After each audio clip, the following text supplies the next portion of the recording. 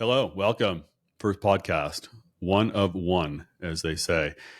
So, where did this all start? Well, I guess several months ago, I started thinking more about, should I do a podcast? That would be fun, something to do as an excitement or an experiment, sorry. And it was actually when I was in Ontario with a few colleagues during a entrepreneurship through acquisition process that several of my colleagues said, "Hey, JD, you got to do a podcast, man. I think you'd be so good at it."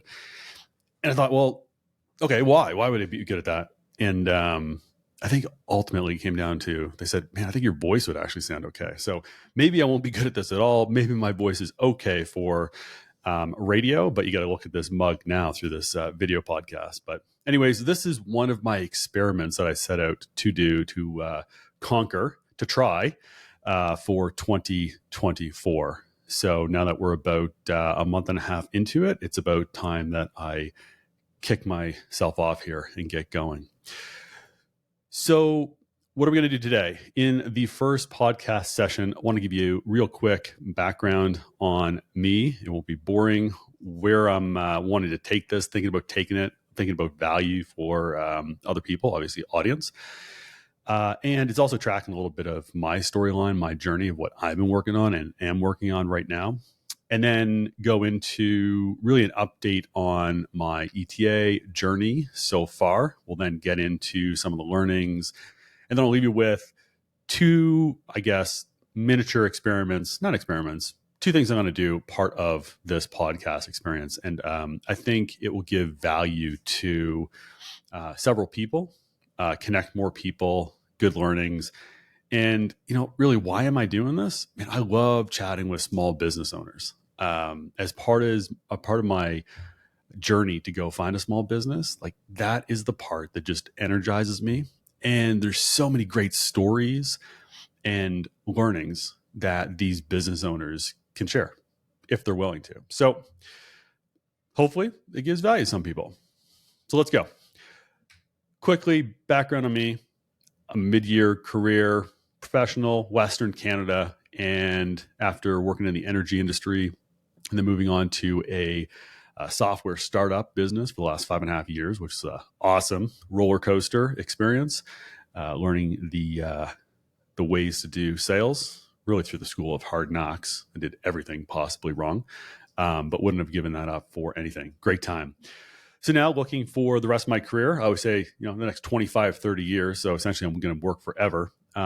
Looking at a small, great Canadian business to purchase, to grow, to expand. Maybe there'll be multiple businesses within this vision, but ultimately looking at that first one.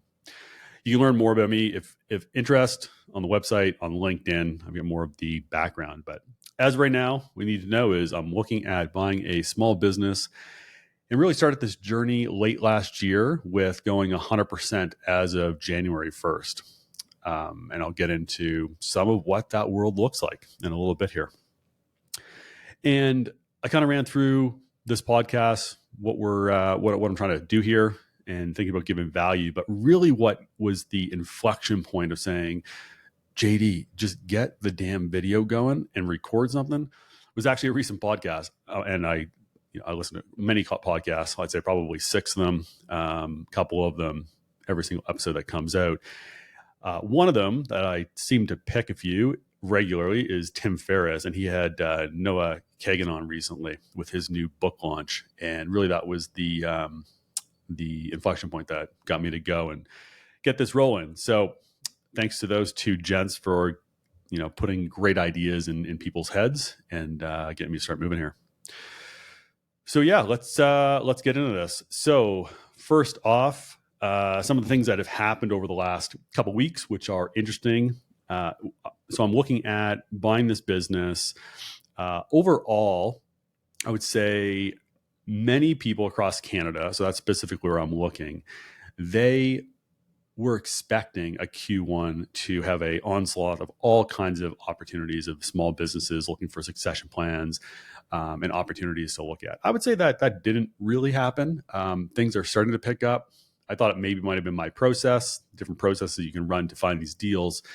But I would say generally, most people, searchers, are seeing this right now. I think there's a little bit of a slowdown on the search fund investment side of the segment here. So maybe that's slowing things down as well for overall activity within the ETA world.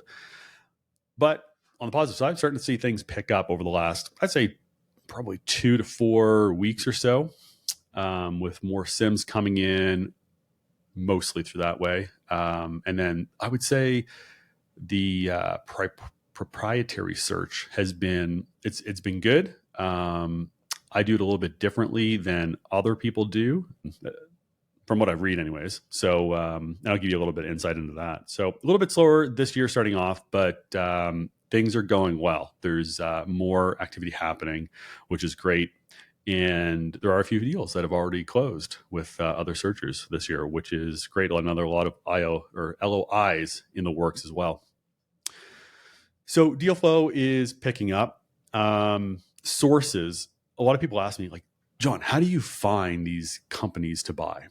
And some of these are searchers just looking at what are my methodologies. Some of these are people that are new to the idea of acquiring a small business. So they're coming from a foundation of pretty much nothing. So asking, like, how does this even happen? So there are a lot of different ways. There is the kind of guerrilla marketing methodology where you're going to go and use email marketing and you're going to do this proprietary search and you're just going to play the numbers game. And people do have success with that. Smarter people than me that have the AI built in and have most of that process fully automated, it seems like they're getting great results. I don't do that, but I do a proprietary search. You can also look at brokers, M&A advisors who are going to be sources of deals. I would say that they're hit and miss. I'd say actually recently there's quite a few good opportunities that have been coming in from brokers, M&A advisors. And the biggest recommendation I would provide is make sure you provide a good view to those brokers, M&A advisors on what you're specifically looking for. And they're busy individuals. So maybe you're not going to get an hour to sit down with them, but provide them kind of a tear sheet on what you're looking for. And then please give them feedback. Like, give everyone feedback. It's good for them. It's good for you. You don't waste time. You get more focused on what you're trying to achieve. So after you get a teaser on a business, or even if you go to the next stage, NDA, and get a SIM on that business, if you decide not to go farther with that opportunity, let that broker or M&A advisor know that you're not interested, which I think you would do, but also what was the criteria that didn't meet your needs? That helps them filter out things for the future. So some thoughts, maybe straightforward, but be human in the process. I think it will work well for you.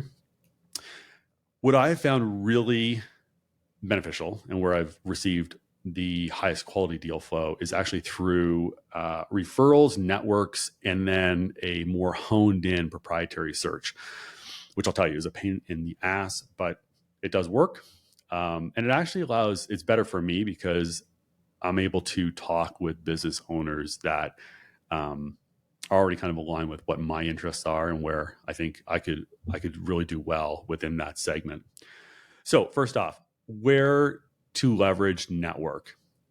Maybe you've heard this before, but lawyers, tax lawyers, I'd say specifically, accountants, and wealth managers. Now, me specifically, I've had the most success with wealth managers, followed by lawyers, and then a few opportunities have come through accountants. It's interesting when you talk to those three professions, they always say you got to go to the accountants. The accountants are going to know first when a business owner is looking to move on to that next stage of life, when they're looking for that succession plan. So those are three professions to seek out. Obviously, if you have a large geographical search, you are going to want to go find those individuals in those geographical regions. So you could have several of these people that are within your network. And maybe on another podcast session, I'll give you more of a download on the specifics on how you run that process, keep them in the loop, and also look at giving value to them throughout the process. And then proprietary search. So I won't go into deep detail, but I don't play the numbers game. I use 3 different software solutions, applications online, which help me identify, screen out types of businesses. So it starts with the industry, then goes into segments, has a few more filters on size.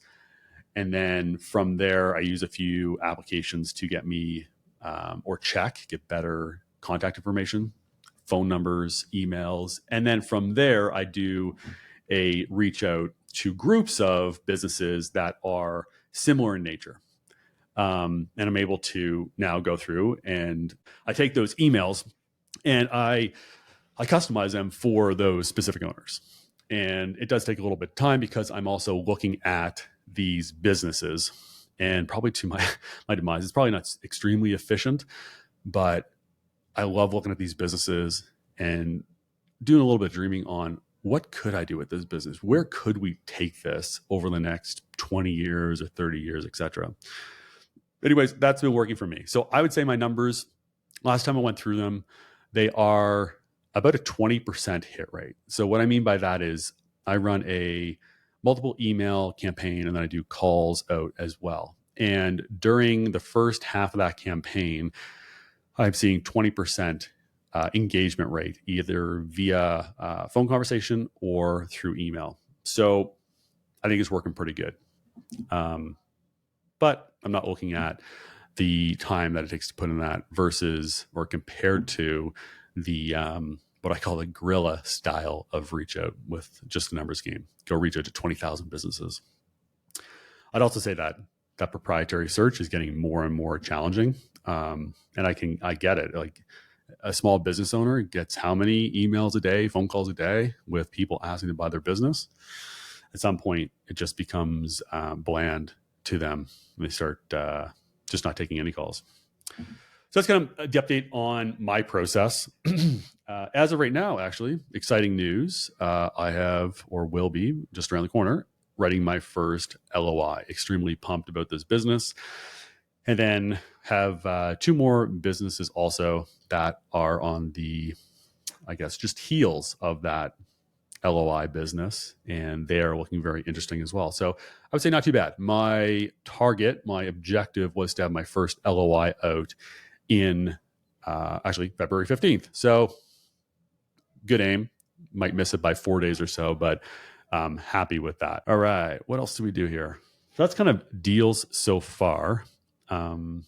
Oh yeah, like it's extremely interesting. So, and I'll get into this with connections and learnings in a conversation here in a second. But the amount of interesting businesses and great conversations that you have with owners over your journey to find a business to ultimately acquire, it's phenomenal. And what I keep thinking every time I get off a phone with an owner, if it looks like it's not a good match for us, is how do I give this individual more value along this road? And I've got thumbs up coming. I'll have to turn that off on the next one. Man, that drives me nuts. So, excuse me. So I've been putting this together where thinking about how do I give that value as I continue this journey? And really comes down to matchmaking. It's also leaving them with ideas around how to grow their business, more so from like a sales and marketing perspective, because that's really my superpower. Maybe a little bit of operations, but we haven't got there yet. So, and we'll get in that in a little few minutes here, I guess. So actually through the last, I'd say 3 weeks, there's actually 2 opportunities that I wanted to mention that I came across, and they're not a good fit for me. They don't meet my criteria, but they may be good opportunities for others. And they're actually 2 SaaS businesses. The first one is located in Vancouver. It is an awesome little niche business. They service micro entrepreneurs, micro small businesses. So I'd say definition of that, these definitions of types of business acronyms, they're mixed everywhere, especially when you look between Canada and the US.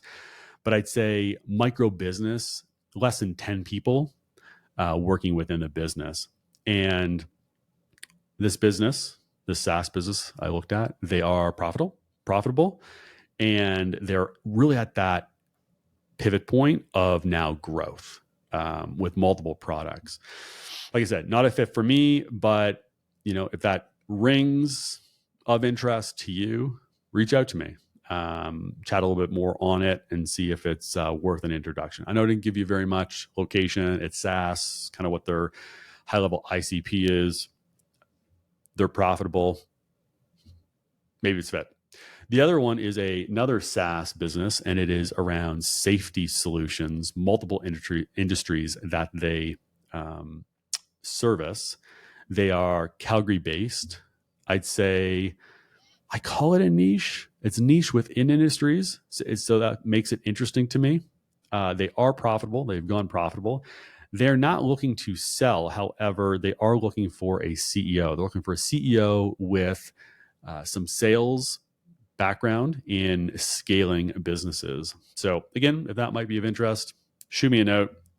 Maybe it's worth connecting on. And I guess the last update for the last couple of weeks has been coaching and biz coaching. So I have kicked that off. This was the second experiment that I wanted to do at the beginning of 2024 or during 2024.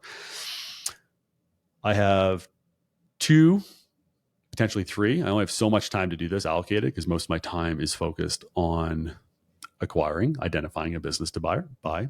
So I have 2 individuals in sales positions, kicking them off with some coaching. So far, seems so good. Great feedback coming from these individuals.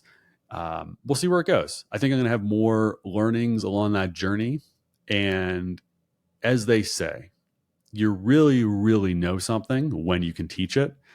And going through that process of teaching, but through coaching, it's a little bit different, right? Because it's more of question-based inquiry to figure out where you might be able to provide insights to that individual.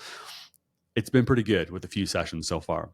And then also, I've had a lot of people reach out with interest around small biz coaching, more around, actually, there's lots of topics like how do I scale my product? How do I do better sales? Should I spend more on marketing? I have a conventional business that's also looking at technology play. There's pros and cons of trying to get those running at the same time. How do I structure this? Should I keep them separate? Should I bring them together? So a lot of different ways to look at building small businesses. AI is another one that comes up. I'm not going to suggest that I can make recommendations on how to best leverage AI. But people in my network definitely can, and I make those connections. So overall, I'd say the coaching is off to a good start. We'll see where it goes, and maybe on 2 or 2 or 2 or 3, I'll get back to, or 3 or 3, I'll get back to you with some updates. Keep moving here. Connections and leaving value. So through this journey, this is what pumps me up, man. Like this is great stuff. So I have a ledger. I have an Excel sheet. I have a ledger where I track information about all the different people I connect with. So are you a searcher? Are you part of a search fund? Are you a search fund investor? Are you an individual investor? Are you a business owner? Every persona I come across, I put them into this ledger. And what I track is things that are important to them. So if they're, say, a business looking to sell, then I write down how long is it until they sell. I get a profile kind of their business, what it looks like. I do not share that. That's just from my eyes, but it gives me an idea of kind of the fit for potential acquirers. I look at what matters to them for characteristics of the buyer. I track those. Things that I track on the searching side is obviously the type of businesses they're looking for. So size of the business, geographical location, industries, etc. Also look at M&A advisors, brokers, and really trying to understand through questioning is how they fit. Where's their specialty? Where is their superpower within servicing businesses within the market? And then I track that. So ultimately, this ledger has been growing over the last, I'd say 3, 4, probably 4 months now. And now the connections are starting to happen. So first, I put that all down there just so I could keep track of people. There's a lot of people, phone calls, emails, that I'm making on a weekly basis, which is great. Love chatting with these new people, hopefully leaving them with some value as well. So what does it boil down to? So here are some examples. I had a individual call me from Toronto and say, hey, John, I have a contact of mine. They have a liquor store portfolio in Western Canada, and they're looking to chat with people that may be a good fit for buying their portfolio. I said, well, that is not me. That doesn't meet my criteria, but I do have two people that may be interested in that. So I ended up connecting those individuals, which maybe it would have happened, maybe it wouldn't have, but it made it a lot quicker. And I definitely had feedback from one of those individuals saying, thanks so much. Keep them coming. I don't know if I would have been able to find that or it would have come my way. So that felt good, connected. And I think we gave a few people value. No, not sure whether a deal actually completed, closed, but maybe I'll find that out eventually. Had a property firm reach out. It was actually an inbound. I don't get many inbounds for people looking to sell their business. Hopefully pick that up over the next couple months here. But one inbound on a property management firm, and I did ask them if they would be interested in me connecting them with other people. Now, when I do these connections, I don't share all the information that a business owner has provided me, just like I told you about those two SaaS businesses, right? Who are those two SaaS businesses? I don't think you can pick those out. You shouldn't be able to, unless you're psychic. I just give a flavor of what that business is. And then I also look at my ledger to look, where would a good fit be? And then I would suggest to that property management team, could this be a fit? And then from there, I would go and do the introduction. Everyone has their different prerogative. The property management firm actually said, nope, John, I'm good. I don't want a bunch of people reaching out to me. I don't want to make those connections. Totally fine. Maybe they'll come back to me and that will be of necessity or need at that point in time. I had a SaaS environmental company. They reached out to me to do some consulting for them, help out with, this actually comes up quite a bit, where you have a founders-led sales team, so earlier stage business. And this is really some of my old background and probably why these opportunities come up. And they're transitioning to a sales team. So first AE or VP of sales, and looking at how do we make that transition lowest friction and not get like sucked into where the founders continue to do all the sales while they have the sales team. So that was an opportunity that came in. It wasn't quite a fit for me, but was able to make an introduction to another individual that I met within the last 3 months who does business consulting. And that was a fit. So had a oil testing business, awesome company, and had a lot of visions of how I could build this business out internationally. Unfortunately, it is not for sale, at least not for the next 2 or 3 years. The business owner was great to chat with, told me about his plans for growth, expected revenue over the next revenue increase over the next 2 to 3 years, and what that EBITDA margin would be. Sounded great. I spent a little bit of time looking at the company's website, looking at how they're marketing their value, and there's definitely a gap.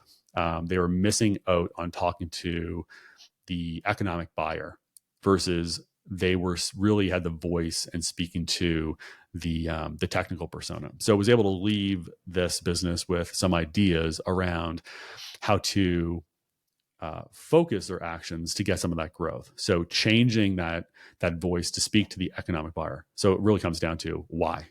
Why do you need this product? How is it going to change your business tomorrow? What's your problem today? What's that pain? And what is that storyline on how your business is operating better, growing tomorrow? And then the other idea I left them with was around partnerships to speed up that growth. It was a good fit for the business, and left them with a few ideas on how they would start tackling that. So again, it's about giving value, I believe, throughout this journey. And that's where we're going to jump into this last section. Hopefully haven't talked too much here. We have 25 minutes.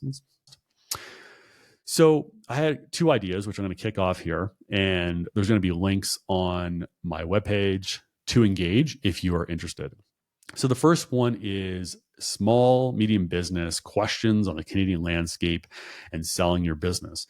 So what I have found is a lot of small business owners, medium business owners, they are either not thinking about selling their business. They are starting to ponder a little bit on what that might look like. And then there's some that have just gotten into it. And usually the steps involve a do-it-yourself process where you try to find a buyer yourself, or you go to a broker or an M&A advisor. And of all of those different personas, I would say, I don't know, probably it's definitely over half of them, maybe even 75% of them, don't know all their different options around who could buy their business and the benefits of and cons of each of those different, call them buyer personas, which is important. If you are selling your business and the only thing that matters to you, one thing, and that is get the most amount of money, there's a certain persona of buyer to go chat with. If you are more concerned, I guess everyone's concerned with price, don't get me wrong, right? But if you're willing to maybe give up a little price, or you want price, but you also want other things for this fit, then there's probably other personas that you want to go kind of target, right? So other things that might matter to you, other things might be you want to retain involvement in your business, in the business, even though you're going to sell it over the next 2 or 3 years. Maybe you want to stay on an advisor over the next 5 years. I've heard that come up several times. Maybe you want a certain type of profile of individual, so you have a peace of mind that your business won't be involved with a roll up. Some people that matters to. And again, there's other things for fit. Is there a vision for the new ownership to ensure that the business is run with profit in mind, with social impact in mind, with environmental impact in mind? Now, not every business owner talks about those things with the same terminology, but with their own words, they're saying to me, several of them, those things matter to me. So all this comes down to is, what is the landscape, mostly within Canada, because that's where I'm searching. What does that look like? What questions do small business owners have? There's more than just who should I sell to? What does the landscape look like? People regularly ask me, John, what are the multiples that I'd be looking at? Kind of a loaded question. There's a lot to go into that. Where's the most active locations for selling your business? There's a lot of other concerns and questions that small business owners have. So what I'm going to do, I only have so much time, but I'm going to allocate some time out of my weeks to open up sessions, probably half-hour calls, where people can book time with me, and I will give them essentially office hours with JD. I will give you everything that's in my head, and I will run based off questions that you as a small owner has. So come in if you want to start with, JD, give me a download of how you see the Western Canadian market for business sales, or the Eastern Maritime, which I've looked at a few in the Maritimes, seeing that I'm originally from there. What does that look like? Or I have concerns on X, or I have concerns on Y. I can promise you I will not have all of the answers, but I'll get them to you.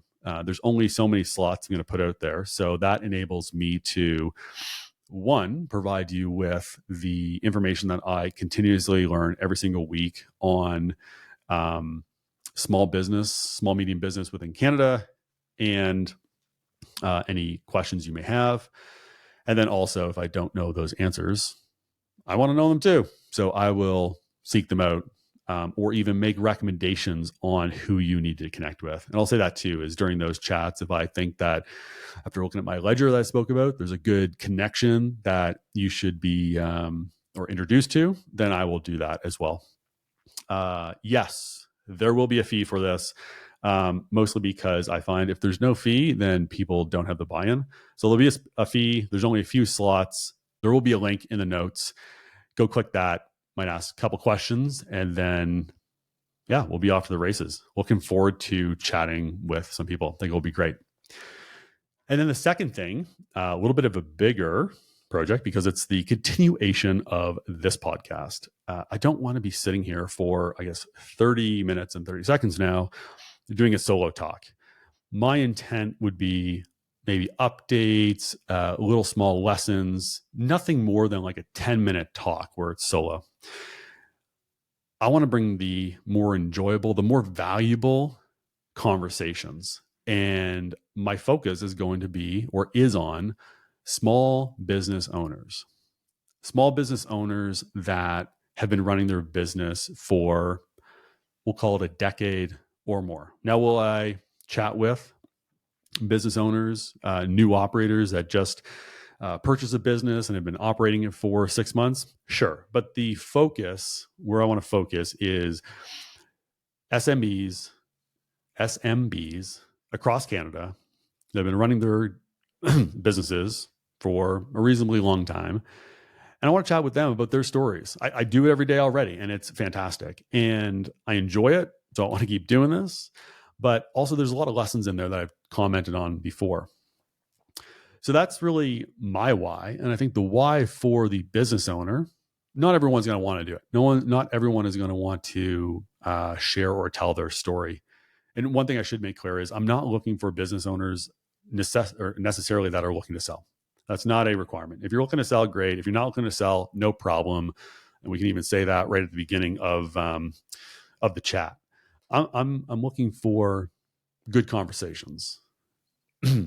And coming back to you, why for the business owner? So it's an opportunity to, one, share your story. I think a lot of business owners want to share their story of how they've created these great businesses that are really the foundation of our Canadian economy. Two, it's an opportunity to help others as that business owner, share ideas. Every single podcast on ETA or businesses that I listen to, there's always something in that 45-minute podcast which is take away, taken out, and then it adds value to me. So I think that's valuable. I think a lot of owners would want to do that. And then also, what's in it for you, specifically for your business? If you're still running your business, which you are, because that's what we'll be talking about, what do you need help with? Right? We're not saying that your business is falling apart. Maybe it is and you need help. Let's chat about it. But what is the one thing that is a frustration right now? Maybe it's something new with, repaying of government loans, or the big one, which is how challenging skilled labor is going to be to seek out and retain within your businesses. Like, what are the strategies around that? I have my strategies that I'm thinking about, but maybe that's something that you want to reach out and chat with. So I think there's lots of good reasons and driving factors for business owners to jump in and have these conversations. So in summary, looking to identify a few businesses to have sessions with. Yes, it's going to be choppy. It's going to be rough. It's going to be raw to start out, just like this session is that we're doing now. I don't even think I'm going to edit it. I'll do a pre-call with them. I'll go through questions that we'll answer. You won't be surprised on stuff. I shouldn't say that. I might ask some surprising questions. You can just say no, easy enough. But I'll give you a rundown of what questions we'll ask. We'll do a bit of a pre-call, and then we'll have a conversation, just kind of like now, but way better because there's someone on the other side that's giving valuable content and stories. And then if there's anything specific that you as the business owner is looking to achieve during this podcast session, a call out, ask for help, anything, let me know, and we'll make sure that gets included as well. I don't want it to become too much of a, not that I'm going to call this a platform yet, but a opportunity just to sell your product. It's a happy medium kind of balance. I get it. And that's it. And again, do not need to be selling. Your business does not need to be for sale. If you still have another 10 years to go and you want to talk about your business, let's do it. It's great. And we're going to make so many great connections within the Canadian small business ecosystem. A call to action for this one, there's going to be links in the notes. I will have more information. Anyways, session 1. Hopefully it was good. Look for some feedback as I get this out into the public domain. All right. Thanks, everybody. Enjoy your day. And until the next one.